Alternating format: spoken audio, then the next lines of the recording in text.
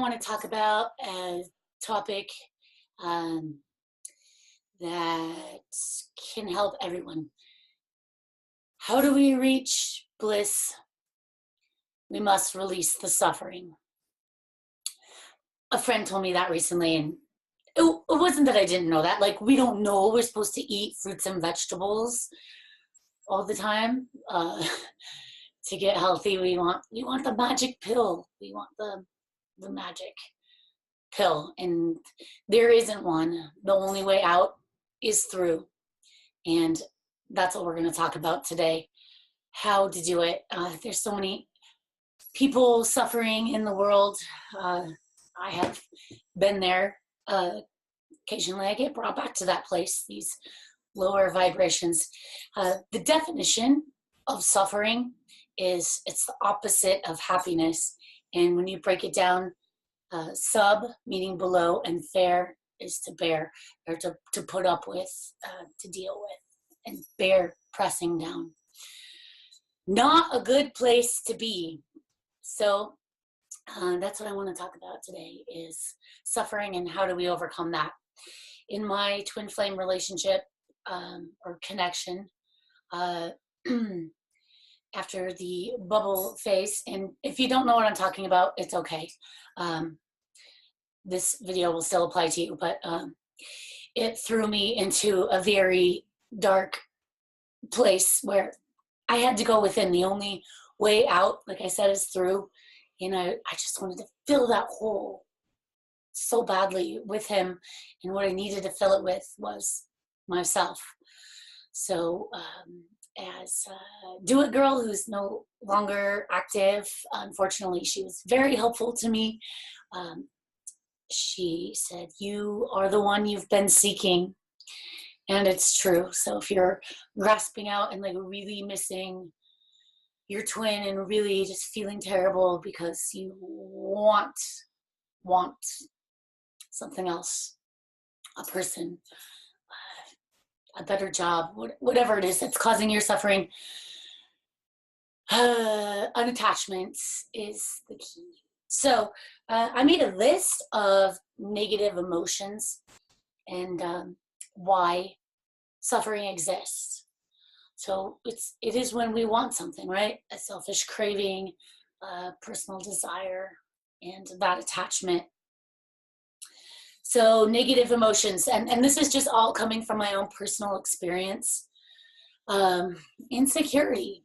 I'm a Leo. I'm a pretty secure individual. And so when insecurity comes upon me, I'm really feeling down and really suffering.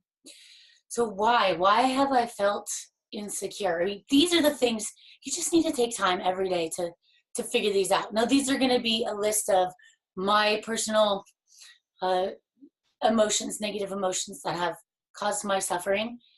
You can probably relate to them and may be able to come up with a few on your own as well. But for me, insecurity, I have been a smoker for a lot of my life. And as I got older, most recently, like the last couple of years, I really feel this social stigma more than ever. Not only that I know I shouldn't be doing it, it smells bad, you go to the store and you feel like people are looking at you, judging you. Smoking in my car, not with my kids in it, of course, but still, it's terrible. It's a bad thing. And I had to really get real with myself. And, that also is the solution. You got to get real with yourself. You got to look yourself in the mirror and say, what's really going on here? And face it. And it fucking sucks. But once you do it, it's like this short period of pain to dive in, but it's so much better than just suffering and projecting on other people and not dealing with your problems where they manifest into cancer and disease. Be brave enough to do this. You can do this. Everybody can do it, and I'm here to assist you with that. So insecurity, right? Smoking, addictions. I'm a social drinker. That never really is like a big issue, although I can get a little crazy sometimes, and I'd wake up saying, ooh, what did I see or do last night? Nothing bad, but just I hate that feeling of hungover in the mind stuff. So, you know, taking care of yourself would be the opposite of that, and to help with the suffering. Being unorganized, really comparing yourself to other people can cause suffering. Facebook is a wonderful example of that. Have you ever just looked at Facebook and then felt terrible about yourself afterwards? Facebook is people post the highlights of their life, their vacations, you know, the great things that they go out and do. They post the highlights. This isn't every day. So turn it off. If you're feeling that way, you just really need to turn it off and take a break. And don't compare yourself to other people, because we're all on our own journey and we're all beautiful just as we are. If you don't believe that about yourself, go stand in front of the mirror. Tell yourself, I'm beautiful. Look yourself in the eye and say, I am beautiful. How does that feel? I had a really hard time with that for a while, but I did it every day and I would just cry. And a lot of it, I didn't know why I was crying or where the pain was coming from. I just knew it was really intense, and I knew that I should be able to tell myself that, looking in the mirror. And so I kept doing it. And now, you know, over time, I do believe those things about myself. So give that a try. More negative emotions that can cause disease and suffering: hate, anger, blame. I have a lot of that from my ex-husband. He has addiction issues. He's not very supportive of our two children, and financially or otherwise. And that's been really hard for me. Getting angry at the world for your circumstance, a sense of entitlement, thinking that, you know, you've worked so hard and you deserve this, and why isn't it coming to you, right? This all causes suffering. Sadness, you know, if you're on the twin flame journey, or just your awakening journey, it can awaken feelings of empathy more than you've ever had before for the world. And so we embody and we take on other people's energies, and that can feel really depressing and down. Watching the news is depressing. How much good news is there in the news? Very little. So, you know, turn it off. Bombardment of advertising. We're not good enough. We're not thin enough. We're not smart enough, educated enough, whatever it is. Again, that's like comparing, right? Missing your loved one, missing your twin, sadness, grief. I lost my sister this year, and that's been really, really hard for me through the holidays. It was very, very difficult. Knowing that we are spiritual beings having a human experience, I just try to raise my vibration back to that.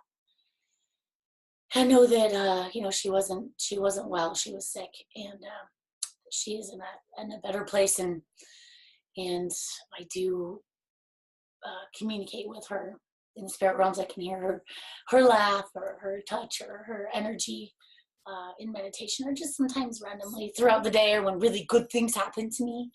I know that she's the angel on my shoulder looking out for me, and I really appreciate that. Impatience can cause suffering.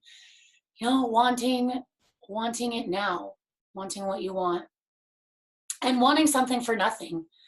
I'm guilty of that.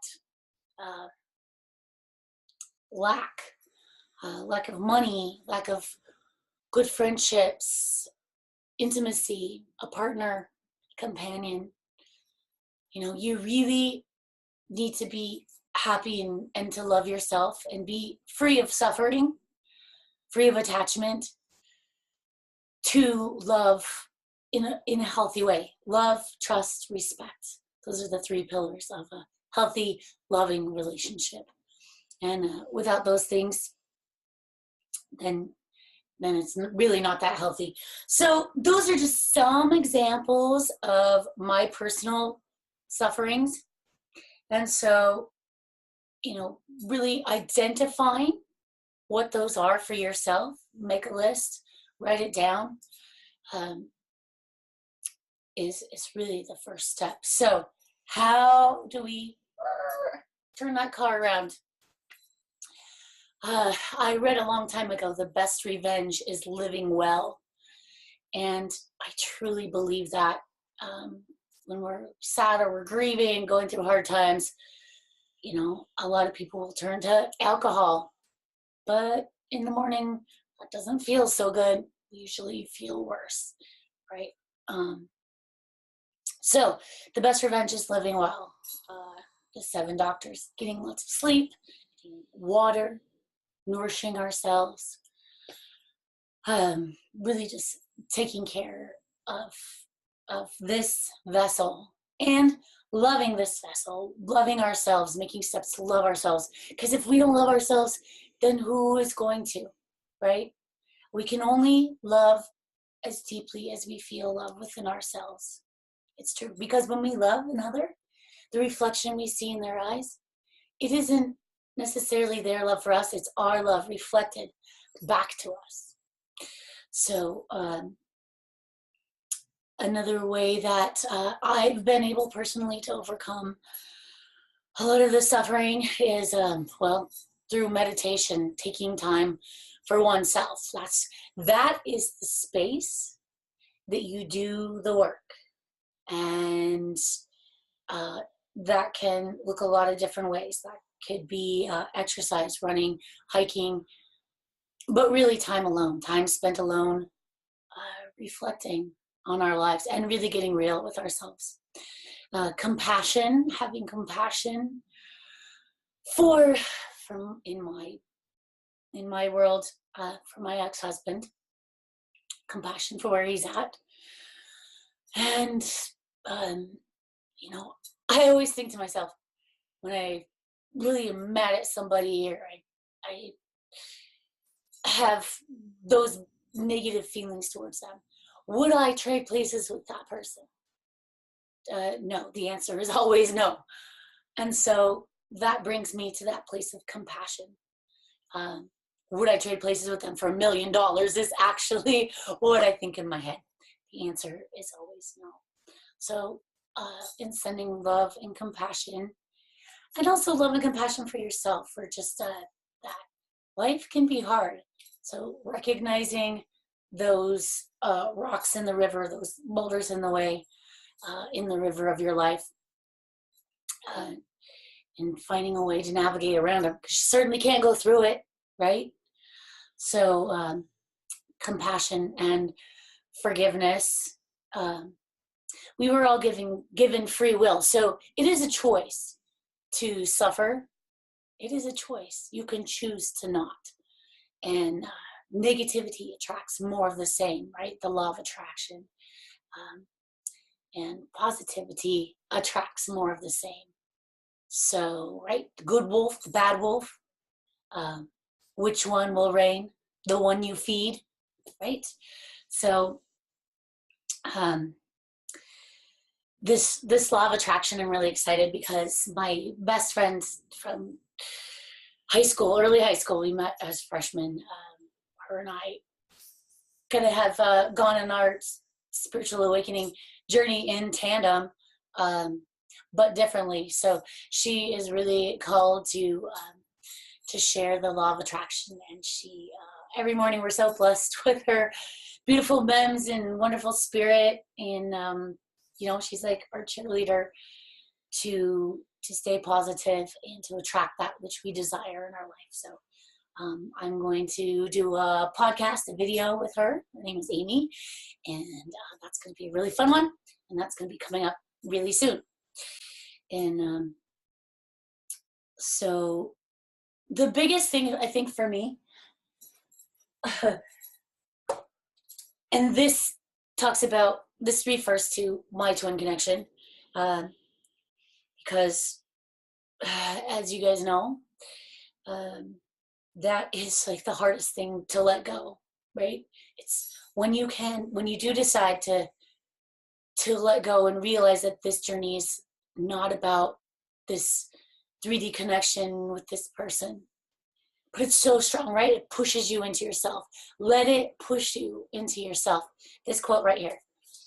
This has been on my meditation wall since the beginning. Can you read it? Oh, is it backwards? Okay, I think it's backwards. I'll read it to you. It's a Sri Chinmoy quote, and it says, "Your heart must become a sea of love. Your mind must become a river of detachment."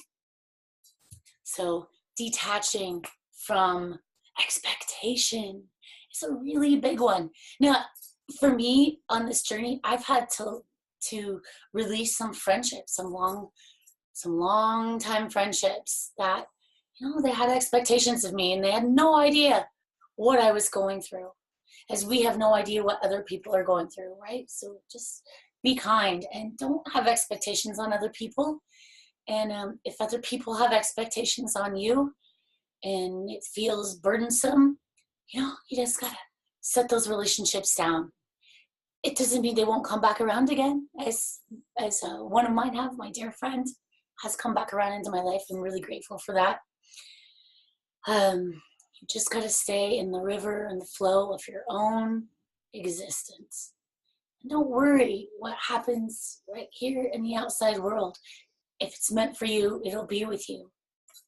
We're on our own.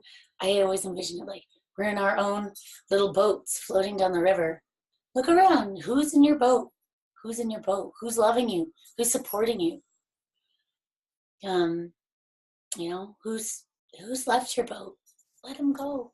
River medicine. We're going to talk about that in another video, because that is something that I use just about every day in my life, and it's a great analogy for that unattachment. So gratitude also. My friend Amy, who I referred to earlier, she's just my bestie. I love her so much. And when I was first starting this journey, I was so angry, that sense of entitlement. Why aren't things going this way? I've worked so hard to get to this place. Why isn't it happening? Angry about my situation with my then husband. How did I get to this place? It just seemed like a huge, tall mountain to climb, and I didn't know how to do it. So I started meditating, first in my closet, just with a pillow. I didn't really know what I was doing. I just knew that I needed to spend time with myself and my thoughts.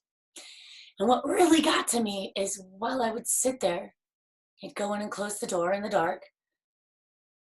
Within mere seconds, tears would just be flowing. Where I would be fine, I'd sit down and tears would flow. This is how I knew it was really beneficial for me.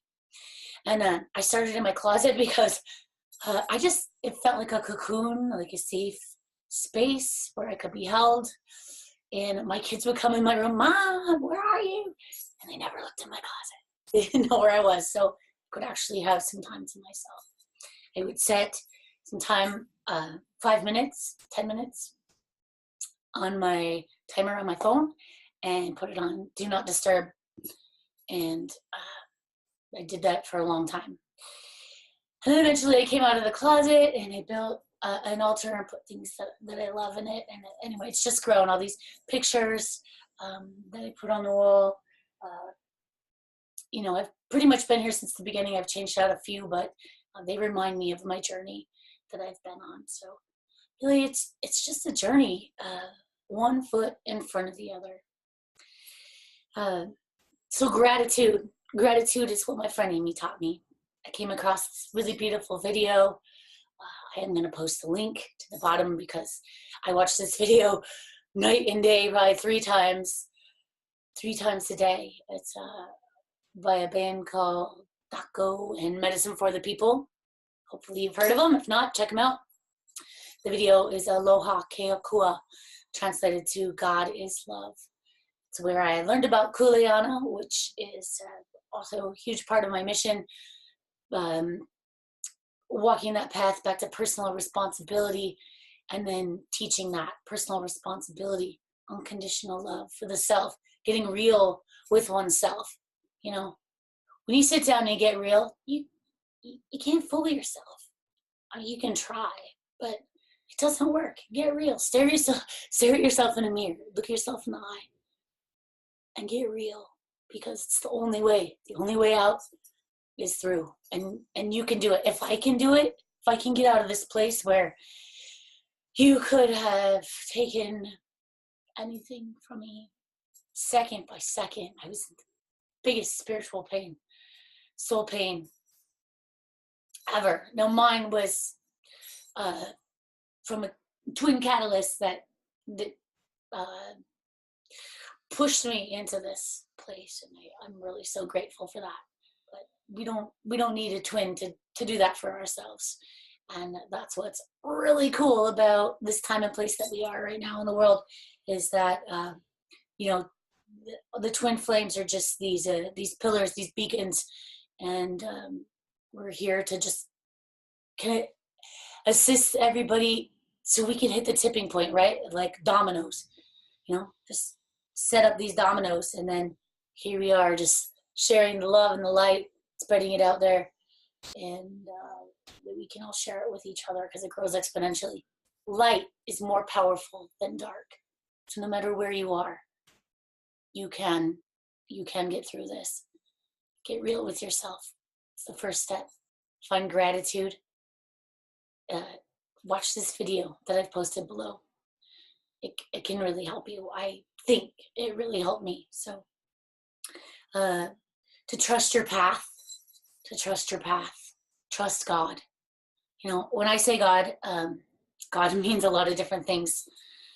I was raised in the Christian faith.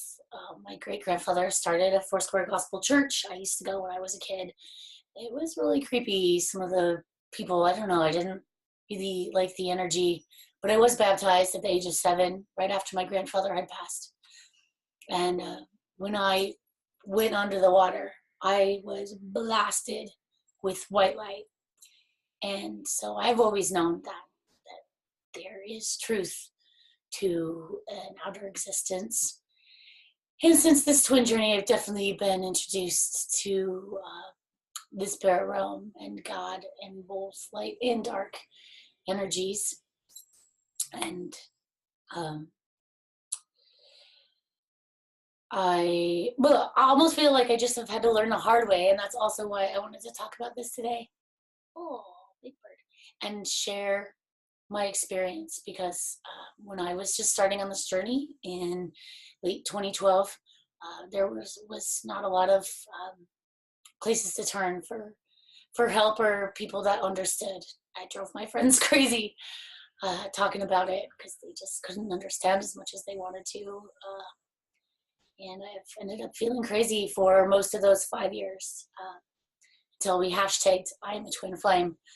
Thank you, Christine, and everybody who's a part of that movement. It's helped me to step into the light and my rightful I am presence. This is about mission. So if you can put your focus on that, then we can change the world, bring love and light. Everything is energy. I truly believe that. I believe we pick our parents. I believe we have these soul agreements before we come into this world. And that every person you meet, you have a soul agreement with. Everything is energy. Make it positive. Take the easier path, and know that there is purpose in everything and a reason for everything. I believe, that song, life's but a dream, sweetheart. I do believe that life is but a dream on the other side. So all the horrible things that happen, I can't really explain it, and I wish that they didn't happen. But if you've ever watched, Eminem, for example, his mom was poisoning him as a child, and it fueled his fire to become Eminem. Tony Robbins, my celebrity crush, he also talks about, being abused and having a terrible childhood, but it pushed him into who he is now. There are many people who had a terrible childhood who ended up, not with that same fate. I think that takes community and believing in each other trusting that it's okay to not have the answers. For me, a lot of my suffering, a lot of my pain, I didn't know where it came from. So for me, just recognizing in meditation, recognizing that pain exists. I think for me, it was a lot of etheric, which is our etheric body is about an inch or so outside of our body. It carries the blueprint of our family lineage. My family history is deep and dark. It has been. And so I feel a lot of that time spent in meditation has been clearing my etheric body and my family lineage. So it's okay to not have a name for it or to have answers. That's not the goal.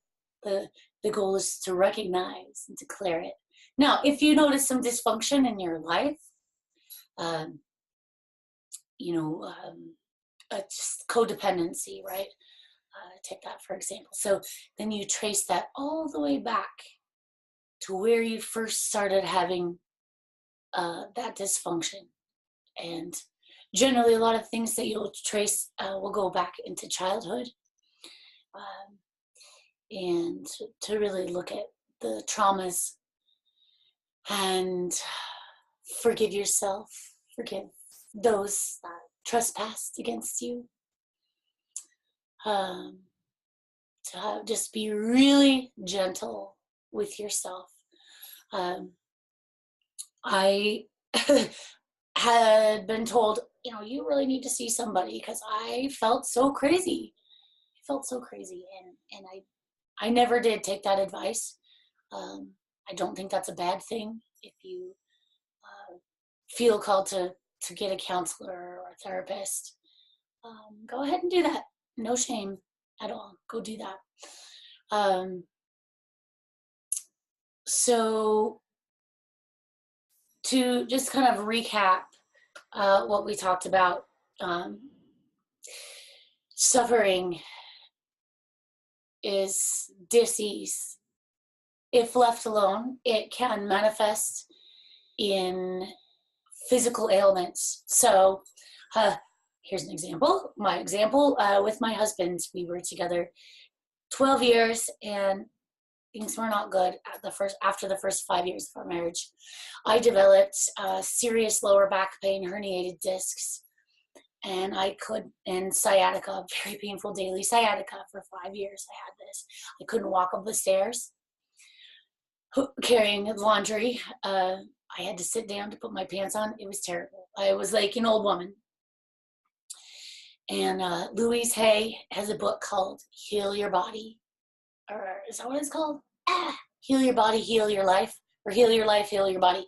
I think that's it. Dang it, I wish I had it here. Anyways, I know that you can find it online. Just Google that. And it talks about that mind, body, spirit connection. And how when we clear up these emotional issues, traumas, and purify them, bring them to the light, your deepest, darkest secrets. I mean, you got to go down and pull it up. It doesn't mean you have to tell anybody about it, but you need to reveal it to God, whoever God is to you, universal life force energy. God is many things. It's the source, and only love is real. Only love is real. So turn it over to that and let that love be reflected back to you. Forgiveness. And so when I started doing this, that pain went away. And I'm so grateful because that really sucked. I did go to a physical therapist as well, and that did help. But I do notice those things in my body. And when you clear emotional, spiritual, physical, etheric, emotional pain, you can also clear up physical pain. So suffering below low energy, low frequencies. Raise your energy, dance, sing, give love, you know, when we give love and give gratitude for the things that we have, the things we do have, then that comes back to us like a boomerang. It's amazing. Try it. You know, any negative emotions, they're always going to come up. You know, we don't stay up here forever, and we don't want to stay down here forever. So it's a constant clearing. It's a practice, right? A spiritual practice to release suffering, release attachment, so that we can embody more and more bliss. Okay. If you have any questions for me, please leave them in the comment section below. I'm going to put that Nahko song below. Watch that video. It's so beautiful. And I'm also going to put a link to the book. It's called Loving Without Condition, Confessions of the Christ Mind. This was also at the start of my journey of embodying unconditional love. It's a great book. It's written in the first person, so I've gifted it to a few people, and I think it's a great thing to gift to yourself if you feel called to do that. So if you like what I had to say today, please like, comment, and share. I appreciate it so much. I hope you have a fabulous day, and I really am excited to get Amy on here and to talk about the law of attraction and how to manifest our dreams into reality. All right. Have a great day. I'm sending you a whole lot of love. Hang in there. If you're having a hard time, know that it will get better. Positive attracts positive. Bring it in. Talk to you soon. Dang it, I totally forgot I wanted to do this for us at the end of every session, because I really love these cards, loving words from Jesus. They just are a nice way to wrap up my meditations, and I think that they would be a really nice way to wrap up these videos and to send you off with some loving words from Jesus. So I'm going to shuffle the deck, and we'll see what it has to say. So I always ask Archangel Michael to bring in protection. You know, that's something that I didn't talk about in the video, so this is like a add-on, I guess. Protection is so important. This is one thing I really learned the hard way. Oh boy, did I learn the hard way. So Archangel Michael, we ask him to place us into his white tube of light to protect our energies from negative energies and entities, past, present, future, in this timeline, all timelines, in all space and reality, to protect us and to only bring to us that which is for our highest good or better. Archangel Michael is a beautiful, wonderful friend to have. Then sit with that energy, breathe it in, feel yourself surrounded by that white light energy. When you breathe out, watch it grow around you. Feel it grow around you. You can fill your room with it, under your doors, into your rooms of your children, through your house, over your house, protecting the whole of your space, your neighbors down the street, your whole friends, your parents' home, your entire town, and then eventually your city and the whole world. Spread that light. It's really important to have those protective energies in place before you start any meditation or readings, because you are opening yourself up to spiritual energies, and you always want to keep them clear and keep them good, right? So, all right, let's draw a card here. All right, so aren't they pretty? I love it. So beautiful. The seeker who's looking forward to what's coming, this journey. All right, this is beautiful. It says, peace be unto you, as my Father hath sent me. John 20:21. I don't know what you know about the story of Jesus, or if that is something that you're interested in or believe in or not. But even if you do or don't, it's a neat story to know, to read about. I relate to Jesus very much. Oh, I want to show you that picture. So I couldn't be in a church without bawling my eyes out. It was very hard for me. Both my grandparents had passed. They were very involved in the church. I don't know if that was it or what it is, but I could not be in a church without crying my eyes out, and I'd have to leave. Maybe it was the bad energies, the devil's in me. I don't freaking know. Anyway, when I started meditating, I got to know Jesus again, and I found this picture online, and I hung this on my meditation wall. And isn't it beautiful? Jesus is love. God is love. The punishing God, that's not my God. The judging God, it's not my God. I don't subscribe to religion. If anything, I lean more towards Buddhism, but I just am here to teach, share my experiences about unconditional love. So I hope that you've enjoyed it. Peace be with you. See you next time.